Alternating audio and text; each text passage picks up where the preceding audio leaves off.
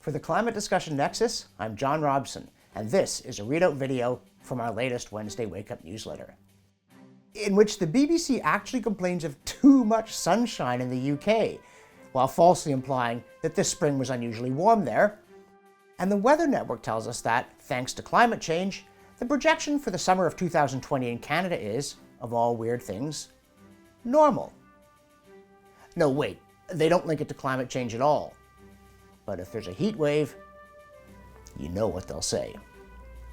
There's also some good news in the newsletter about climate change and disease. Apparently, and I quote, "Death and disease from climate-sensitive diseases and events are small relative to those from all causes and getting smaller," end quote.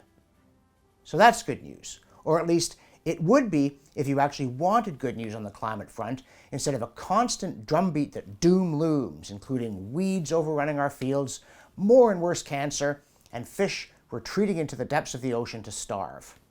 All of which really have just been predicted. Along with the finding that trees are getting smaller and younger due to the stress of excess CO2, also known as carbon pollution, or, if you didn't sleep through biology class, plant food. And again, normally you'd think there being more young trees growing would be welcome news. Sounds like reforestation. But in the wacky world of climate change, there is no welcome news, and this is just one more harbinger of doom. Along with, and again I quote, "the faster melting of polar ice sheets than projected earlier may lead to a nearly 1.3 meter rise in the ocean levels by 2100, end quote. That's if temperature rises by 4.5 degrees Celsius, as it will under, wait for it, the discredited RPC 8.5 scenario the alarmists just can't let go of. So if that's depressing you, here's a lighter note. It turns out that penguin poop gives off laughing gas. No wait, that's not a lighter note either. It seems nitrous oxide is really bad for the climate. And sadly, penguins are flourishing, so they're all going to die, and so are we. Now, excuse me folks, I just want to interrupt you watching the video for a moment to talk about you watching the video. Or, to be more precise, to say we're really gratified that so many people who've been watching our videos have also subscribed to the channel. But about 2/3 of people who watch the videos still haven't. And so I want to urge you to do that. And also to like the videos. It helps us build our audience and build the channel. And it's easy to do. There's just a button down there, so you go right ahead. Well, I'll wait. Got it? Excellent. Thanks very much. And now, back to the video. There's lots more in the newsletter, including another rain-soaked 1919 or 2019 quiz, this time from Victoria, BC, home of the downpour. But has the climate emergency brought Victoria drought, flooding, any kind of more extreme precipitation patterns? Check the chart and see for yourself. And speaking of rain and the clouds it falls from, we also talk about an effort to improve the notoriously unreliable climate computer models by sorting out just how to deal with clouds and cloud formation. Unfortunately, it discovered essentially that you can make the models say anything you want. As the authors put it with some delicacy, quote, "Given current uncertainties in representing convective precipitation in microphysics and the current inability to find a clear observational constraint that favors one version of the author's model over the others, the implications of this ability to engineer climate sensitivity need to be considered when estimating the uncertainty in climate projections," end quote.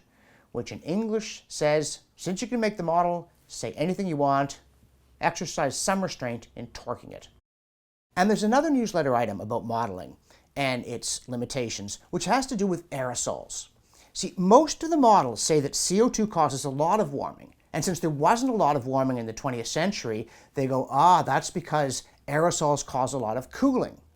Unfortunately, it turns out at least some aerosols don't actually cause as much cooling as the models need them to cause. Another way of saying CO2 doesn't cause as much warming as the modelers think it does. But again, the problem here is that if you have enough parameters, you can always tweak your model so that it fits known past data while continuing to predict disaster going forward. Unfortunately, at some point the future becomes the present, then we can check your predictions against the data, and so far, the models haven't looked good when we do that.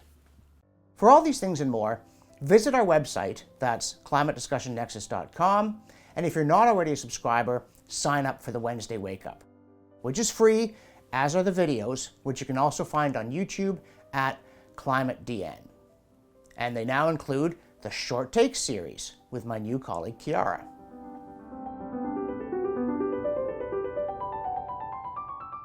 By the way, one of the great things about my job is seeing how many people in how many places are watching the videos, reading the newsletter, and joining the conversation. You've seen our logo, it's that globe, and in fact, we're getting input from people in Australia telling us, oh yeah, we've got lots of bugs, and we've also got some pretty big kangaroos. We've got people commenting from the United States, from Europe, from all over the world.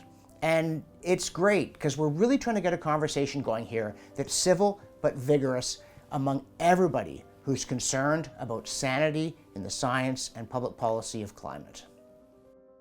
But as you know, making the videos and producing the newsletter aren't free.